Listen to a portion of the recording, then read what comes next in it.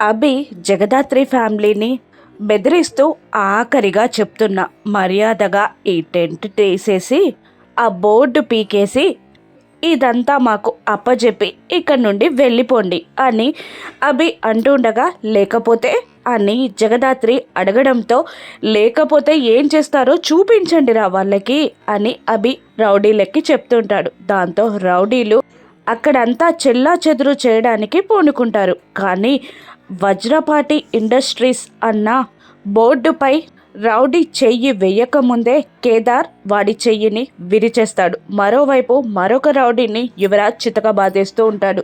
దాత్రి అక్కడున్న కుర్చీలతో రౌడీలని చితకబాదుతూ ఉండగా నిషి, వైజయంతి ఇదంతా చూస్తూ, ఇదేంటత్తయ్యా ఇది ఇలా చితకబాదేస్తుంది అని ఆశ్చర్యపోతారు. రౌడీలను కొడుతూ యువరాజ్ కింద పడిపోబోతూ ఉండగా అండగా కేదార్ నిలబడతాడు. కింద పడిపోతున్న యువరాజ్ చేయిని గట్టిగా పట్టుకొని నిలబెట్టి ఆ రౌడీని చితకబాదేస్తూ ఉంటాడు కేదార్. ఇద్దరు అండగా నిలబడతారు.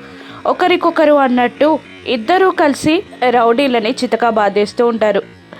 తాయారు మినిస్టర్కి దాత్రి కాల్ చేసి, మీ తమ్ముణ్ణి మీ రౌడీలని పంపించి మా ఫ్యామిలీ పైన అటాక్ చేసి వినోదం చూద్దామనుకున్నారు కదా మినిస్టర్ అని దాత్రి ఫోన్లో మినిస్టర్ని రెచ్చగొడుతుండగా, రేయ్ అని గట్టిగా అరుస్తుంది తాయారు.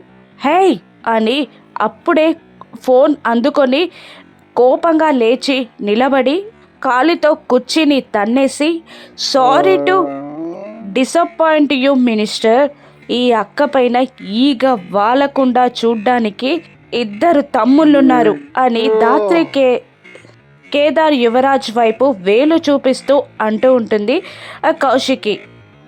యువరాజ్ కేదార్ ఇద్దరు సంతోషపడతారు. ఇప్పుడు మినిస్టర్ ఏం చేస్తుంది, జగదాత్రి కేదార్లు ఎలా అడ్డుకొని ఉన్నారో రాను ఎపిసోడ్స్లో చూద్దాం. Thank you for watching.